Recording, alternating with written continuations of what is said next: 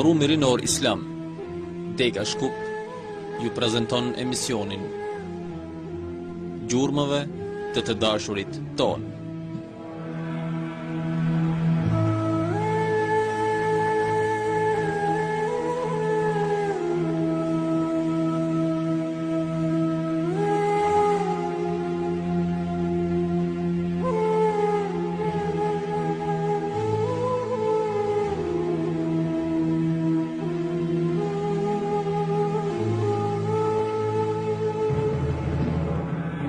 Përfundoi betejë e Uhudit, e cila sipas shumë historianëve musliman nuk konsiderohet betejë e humbur. Shkaku se përse nuk konsiderojnë të humbur këtë betejë mund të jetë ose sepse betejë përfundoi me tërhiqje të muslimanëve nga lufta, ose për shkak se nuk dëshirojnë të pohojnë që profeti sallallahu alejhi wasallam dhe muslimanët u thyen dhe u mposhtën. Nëse është kjo e dyta, mendoj se nuk ka gjë të keqe që të thuhet që profeti sallallahu alejhi wasallam është mposhtur në këtë betejë. Kjo, pasi përvoja e profetit sallallahu alejhi wasallam është përvojë shembull deri në ditën e Kiametit.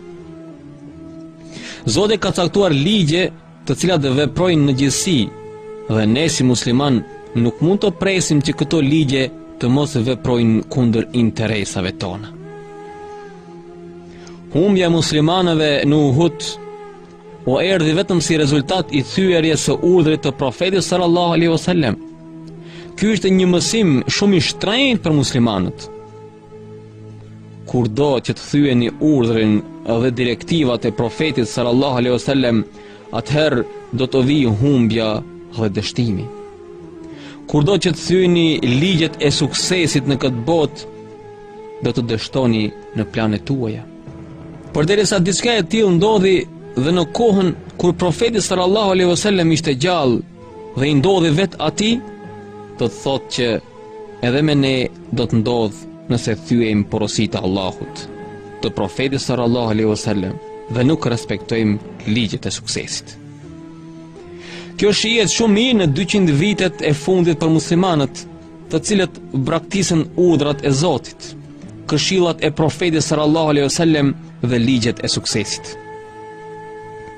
Muslimanët gjatë kësaj periudhe kanë dështuar jo vetëm në çështjet jetësore, por edhe në ato fetare.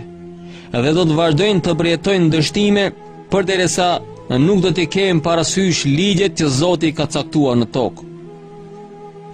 Suksesi kur nuk mund të arrihet vetëm me lutje, por lutjet duhen të jenë të shoqëruara me punë. Pas betejës, muslimanët i varrosën dëshmorët në Uhud dhe u nisën për në Medinë. Hidhërimi dhe dëshpërimi mbushte zemrat e tyre. Nga muslimanët kishin mbetur të vrarë 70, mes tyre dhe xhaxhai i profetit sallallahu alaihi wasallam, Hamza. Ma ata që ktheheshin në Medinë ishin dhe 40 harktarët të cilët braktisën pozicionin e tyre, prej nga ku erdhi dhe humbja më pas. Secili prej tyre ndjente mbi supe peshën dhe përgjegjësinë që kishin për humbjen e kësaj beteje dhe thyerjen e urdhrit të profetit sallallahu alaihi wasallam. Me të arritur në Medinë, hipokritët filluan të tallen. Këtë përmend edhe Allah në Kur'an. Dhe ata që nuk luftuan, dhe atyre të vetëve u thanë, sikur të na dëgjon neve e të ktheheshin siç u kthyem ne, nuk do të mbyteshim. Thua ju, largojeni pra vdekjen prej vetes suaj nëse jeni të sigurt çka thoni. Ali Imran 168. Humbja muslimanëve në Medinë bëri që të lëkundet autoriteti i tyre të fiset që fute Benu Nadir dhe Benu Qurayza.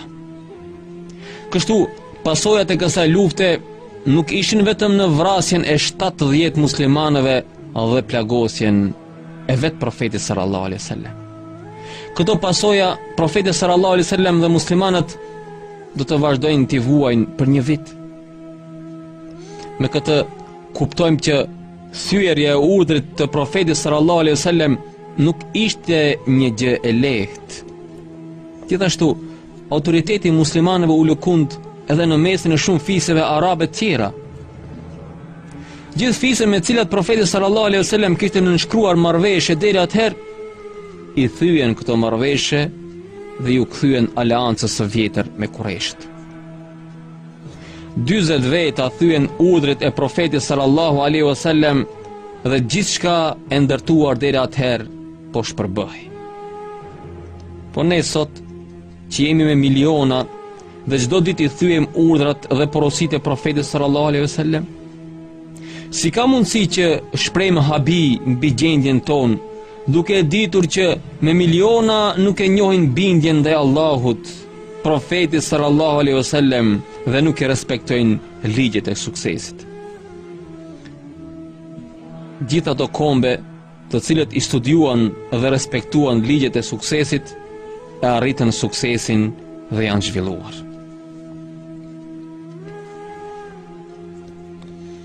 Jashtë Medinës, siç e tham, shumë fise prishën marrëveshjen që kishin nënshkruar me profetin sallallahu alaihi wasallam dhe muslimanët, dhe ju kthyen aleancës së vjetër me Qurayshët.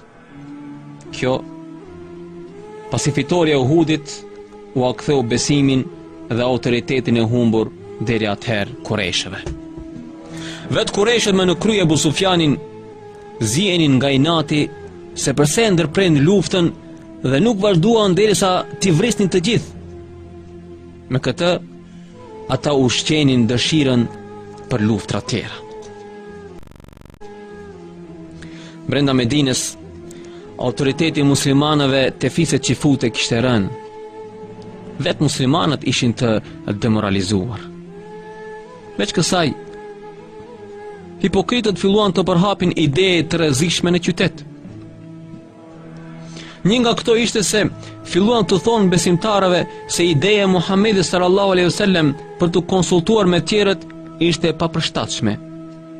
Ai duhet të vendoste vetë për gjithçka, ashtu siç bënin deri atëherë kryetarët e fisëve. Kjo, pasi fjala konsultim ishte e panjohur deri atëherë mes arabëve. Ata ishin mësuar që dikush t'i urdhërojë, në këtë rast kryetari i fisit. Me këto ide që përhapeshin, filluan të ndikohen edhe disa musliman, duke menduar që do të kishte qenë më mirë që profeti sallallahu alaihi wasallam të mos ishte konsultuar me ta. Pesh kësaj, hipokritët filluan të përhapin fjalë dhe dyshime se si ishte e mundur që profeti sallallahu alaihi wasallam të humbte në betejë duke qenë i dërguari i Allahut. Si mund të jetë i dërguari i Allahut në një kohë që ju vranë 70 nga ndjekësit e tij dhe ai vetë u plagos? Vetë muslimanët filluan të lëkunden duke thënë që si ka mundësi që në Uhud nuk zbritën melek për t'i ndihmuar ashtu si zbritën në Bedr. Gjithë këtyre dyshimeve filloi të përgjigjet Kur'ani, pasi u shpall surja Ali Imran, e cila flet mbi këtë betejë dhe humbjen që përjetuan muslimanët. Gjëja e parë që përmend në këtë sure ishte parimi islam, e konsultohu me ta në gjitha çështjet. Ali Imran 159. Edhe në rast e humbjesh, çdo kush duhet të thot mendimin e tij. Kurse mbi dyshimin se si humbën duke pasur profetin sallallahu alaihi wasallam me vete, Kur'ani u përgjigjet. E kur juve u goditi një dështim në Uhud, e që ju ja patë dhënë atë 2 fish armikut në Bedër, thatë, pre nga kjo, thuaj, ajo është nga vetë ju. S'ka dyshim sa Allahu është i plot fuqishëm për çdo send. Ali Imran 165. Me këtë, Zoti u thoshte që nëse nuk i respektoni urdhrat e të parit tuaj, do të ndëshkoheni, edhe nëse mes jush është i dërguar i Allahut. Kurse sa e përket pyetjes se përse nuk zbritën melekët, Allah i Madhërisëm u përgjigjet në Kur'an. E atë ndihmë Allahu nuk e bëri për tjetër, por vetëm për t'ju gëzuar dhe me të të qetësoj zemrët tuaja. Përndryshe, ndihma vjen vetëm prej Allahut, nga gënjyesit të urtit. Ali Imran 126. Me këtë u thoshte që nuk ishin melekët ata që sollën fitore në Bedër. Melekët ishin vetëm për t'u dhënë kuraj dhe qetësuar. Zoti nuk mund t'i ndihmojë ata që nuk respektojnë ligjet e suksesit dhe të fitores. Kurse për gjendjen e profetit sallallahu alaihi wasallam, derisa i dëgjonte shqetësimet e besimtarëve, Allah i Madhërisëm thotë: Ti ishe i budh ndaj atyre, nga sa Allahu të dhuroi mëshirë, e sigur të ishe i vrasht e zemërfort, ata do të shkapërderdheshin prej teje. Andaj, ti falu atyre dhe kërkon ndjesë për ta, e konsultohu me ta në gjitha çështjet. E kur të vendosesh, atëherë mbështetu në Allahun, sa Allahu i do ata që mbështeten. Ali Imran 159. Kurse muslimanëve, të cilët ishin demoralizuar nga humbja e Uhudit, Kur'ani u drejtohet: E mos u dobësoni fizikisht dhe mos u dëshpëroni shpirtërisht derisa ju jeni më të lartit, po që se jeni besimtar të sinqert. Në qoftë se juve u preku çka u dhemb pra në Uhud, edhe atë popull pra armikun e pat prekur dhembja si kjo e juaja në Bedër. Ne këto ditë i ndërrojmë, u japim në përdorim mes njerëzve për të ditur tek Allahu ata që besuan dhe për t'i zgjedhur disa prej jush për dëshmor. Allahu nuk i do zullumqtarët. Ali Imran 139-140.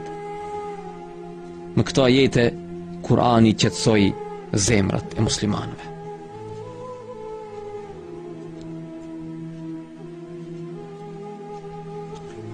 Për shkak të lodhjes së tepërt, profeti sallallahu alaihi wasallam nuk arriti të shkojë në Medinë pas betejës.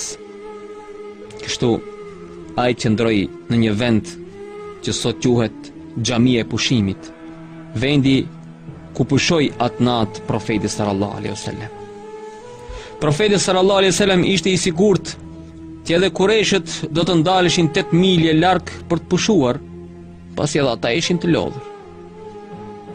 Duke dashur që muslimanëve t'u kthej autoritetin dhe t'u jap vullnet, në mëngjes me të falur sabahin, ai u drejtua muslimanëve dhe u tha: Kush beson në Allahun dhe ditën e gjykimit, le të vijë me mua, pasi do të nisem për të ndeshur me Kureshët. Mos të vijë me mua veç atyre që morën pjesë dje në luftë. Me këtë, profeti sallallahu alaihi wasallam nuk ishte se dëshironte të luftonte, por kjo ishte mënyrë për të ngritur moralin e muslimanëve. Gjithashtu ai friksoi se mos Kureshët planifikojnë për të kthyer dhe sulmuar muslimanët përsëri. Profeti sallallahu alaihi wasallam gjithmonë ishte nismëtar. Pasi muslimanët e parë me sy se çfarë ishte mosbindja e udhrit të profetit sallallahu alaihi wasallam, asnjëri prej tyre nuk refuzoi të ndjek profetin sallallahu alaihi wasallam. Madje edhe vetë të plagosurit u mbajtën në krah dhe shkuan me profetin sallallahu alaihi wasallam. Të gjitha këto që ndodhnin për shkak se profeti sallallahu alaihi wasallam dëshironte që ta lejonin të përcjellin mesazhin të njerëzve të tjerë. Gjëja e vetme që kërkonte ishte t'ia jepnin këtë mundësi. Prandaj luftarët, të vrarët, të plagosurit e tjerë ishin vetëm me qëllim që të përcillej mesazhi. Nëse nuk sakrifikon, nuk do të arrish gjë. I prapambetur dhe i pazhvilluar do të mbetesh nëse nuk përpiqesh dhe të sakrifikosh. Nëse jeta, të mirat materiale, kënaqësitë e tjerë do të jenë më të shtrenjta për ne se sa mesazhi, kur nuk do të kemi sukses. Përderisa ndjenjat tona për ngritjen e këtij ummeti dhe zhvillimin e tij është më e ftohtë se ndjenjat që kemi derisa shohim fëmijët tanë duke vuajtur dhe përpiqemi t'i shpëtojmë, nuk do të ketë dobi dhe sukses. dëshira dhe dashuria për Islamin duhet të jetë më e madhe se çdo gjë tjetër. Mos thuaj se nuk di ç'të bëj, por mendohu gjatë dhe diskuto me tjerët mbi mundësitë. Me të arritur muslimanët me profetin sallallahu alaihi wasallam në vendin e quajtur Hamraul Asad, që ishte 8 milë larg, Kurajshët e marrin vesh këtë dhe habiten. Pranë ushtrisë e Ebu Sufjanit kaloi një karvan i fisit Benu Qais. Ebu Sufjani pyeti: "Për ku jeni nisur?" "Për në Medinë," ju përgjigjen ata.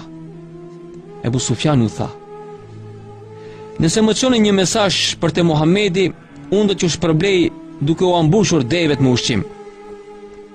Pasi pranuan, Ebu Sufjani u tha: "Kur të arrini në vendin ku qëndron Muhamedi me ushtrin, i thoni që Kurajshët janë përgatitur për t'ju luftuar dhe vrarë të gjithëve këtë herë." Në të arritur karvani i Benu Qaisit në Hamraul Asad, u drejtuan te profeti sallallahu alaihi wasallam dhe ushtria e tij dhe i thanë: "O Muhammed, çfarë të ka sjell këtu? Kurajshët kanë veshur lëkurat e tigrave dhe janë përgatitur për luftë." Profeti sallallahu alaihi wasallam i thotë: "Përsëriti këto fjalë që më the para ushtrisë." Dhe ai ja përsëriti.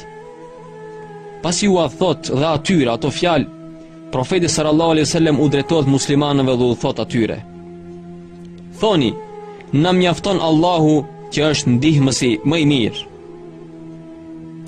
Vendi gjëmon nga thirrja e tyre: "Na mjafton Allahu që është ndihmësi më i mirë."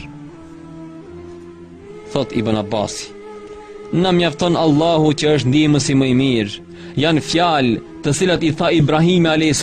kur e hodhe në zjarr, dhe i tha Muhamedi sallallahu alaihi wasallam kur ju tha që Kurajshët janë grumbulluar, prandaj frikso për tyre. Por kjo u ashtoi besimin dhe than: "Na mjafton Allahu që është ndihmësi më i mirë." Me këtë rast, Zoti shpalli ajetin. E atyre shokëve të pejgamberit që dikush u tha: "Populli, idhujtarët, është të buar që sulmojnë, pra kini frikë." Ajo vetëm u ashtoi edhe më shumë besimin, e thanë: "Neve na mjafton që kemi Allahun, ai është mbrojtësi më i mirë." Dhe atë, pa e gjetur kur fare keqe, fituan begati e mirësi të mëdha nga Allahu dhe arritën kënaqësinë e tij. Allahu është dhurues i madh. Ali Imran 173-174. Pasi u largua karvani i fisit Benu Qais, profeti sallallahu alaihi wasallam mori një burr nga fisi Huza, fisi i cili ishte idhujtar. Por personi që mori, Mabet ibn Ebi Mabet, ishte musliman që e mbante fshehur besimin. Profeti sallallahu alaihi wasallam i kërkoi atij që të shkojë tek ushtria e Kurajshëve dhe t'i friksoi. Me të arritur në Rauha, vendi ku qëndronte Ebu Sufjani, pa që ushtria e tij po përgatitej për t'u kthyer përsëri dhe të luftojë me muslimanët. Pasi u takua, Ebu Sufjani e pyeti Mabedin dhe i tha: "Ç'të reja na ke sjell, o Mabet?" Mabet ja ktheu: "Muhamedi ka dalë me njerëzit e tij në kërkimin tuaj, me një ushtri që nuk është parë më parë. Ata digjen nga dëshira që kanë për t'ju zhdukur."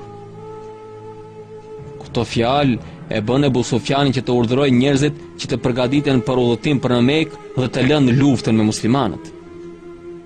Gjithashtu, edhe muslimanët u nisën për në Medinë, duke ndjerë një farë lehtësimi, megjithse dhimbja e Uhudit ishte tepër e madhe dhe nuk do të hiqej nga mendja e tyre për një kohë të gjatë. Pasi lajmi i humbjes së muslimanëve në Uhud mori dhenë, profeti sallallahu alaihi wasallam dëgjoi që një burr me emrin Khalid ibn Sufjan po mblidhte fiset përreth Medinës me qëllim që të sulmonte Medinën. Këtë bënte për të fituar miqësinë e Kurajshëve dhe nga inati që kishte për muslimanët. Në këtë kohë, profeti sallallahu alaihi wasallam nuk e shihte me interes të hynte në luftra me tjerë veç Kurejshëve. Lufta e tij kryesore ishte e përqendruar me Kurejshët, të cilët sundonin Mekën. Nëse Meka do të pranonte Islamin, të gjithë fiset arabe do ta ndiqnin atë. Kështu që nuk i interesonte profetit sallallahu alaihi wasallam që të hynte në luftra të tjera që ta pengonin për arritjen e qëllimit përfundimtar. Megjithatë, fiset dhe njerëzit që ishin grumbulluar me Khalid ibn Sufjanin paraqisin rrezik për muslimanët. Duke parë këtë situatë, profeti sallallahu alaihi wasallam obligoi Abdullah ibn Unesin që ta vras Khalid ibn Sufjanin, pasi nëse do të vdiste ai, fiset e grumbulluara do të shpërndaheshin përsëri. Abdullah ibn Unesi, pasi mori porositë e profetit sallallahu alaihi wasallam, e pyeti: "Ma përshkruaj se si është, o i dërguari i Allahut?" Profeti sallallahu alaihi wasallam i tha: "Kur ta shohësh, ai të kujton shejtanin, edhe do të ndjesh një drithërim." Abdullah i tha profetit sallallahu alaihi wasallam: "Më lejo të shaj, o i dërguari i Allahut." "Mirë," i u përgjigj profeti sallallahu alaihi wasallam. Në atë kohë, Abdullah ibn Unesi ishte 27 vjeç. Tregon Abdullahu: "Me të arritur atje, pash që ushtria ishte e gatshme për të sulmuar dhe u friksova. Më pas dola para tyre dhe fillova t'u flas duke i trimëruar për luftë dhe duke e sharë profetin sallallahu alaihi wasallam si doja." Këto fjalë i kishin pëlqyer Khalid ibn Sufjanit. Me ta parë, më njëre njohë se kush ishte dhe thash me vete: "Të vërtetën e pas ke thënë, o i dërguari i Allahut." Më pas shkova pran tij dhe ai më pyeti: "Kush je ti?"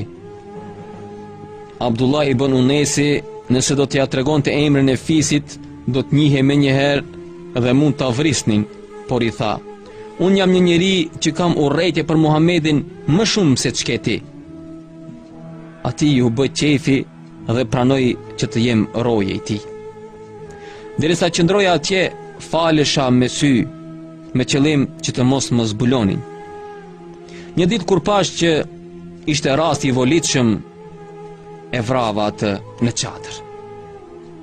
Gratë u luritën kur dëgjuan zërin e tij të mbytur. Më njëherë dole me nxitim dhe u fsheha në një mal për 3 ditë. Gjatë 3 ditëve nuk hëngra gjë, veç se gjethe pemësh. Kur u ktheva në Medinë, profeti sallallahu alaihi wasallam më priste dhe me t'u afruar më pyeti: "A me lajme të mira?" "Po, o i dërguari i Allahut." "E përfundova atë punë," i thash unë. Profeti sallallahu alaihi wasallam u gëzua dhe më tha: "Do të shpërblej." Më pas hyri në shtëpi dhe doli me një shkop, të cilën mas gjati duke më thënë: "Merre këtë, o Abdullah." Unë i habitur i thash: "A ky është shpërblimi, o i dërguari i Allahut?" Por profeti sallallahu alaihi wasallam më tha: "Merre, o Abdullah, dhe ma kthe ditën e Kiametit që të fus në xhenet."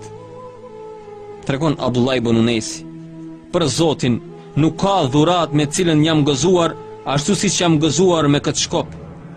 Kur nuk e heq nga dora, madje edhe kur fle e mbaj mbi krahor. U kam thënë familjes që nëse vdes të më varrosin me të në varr, dhe kur të ringjallem do ta marr dhe do të shkoj te profeti sallallahu alaihi wasallam dhe do t'i them: Ky është shkopi, o i dërguari i Allahut, më ço tani në xhennet."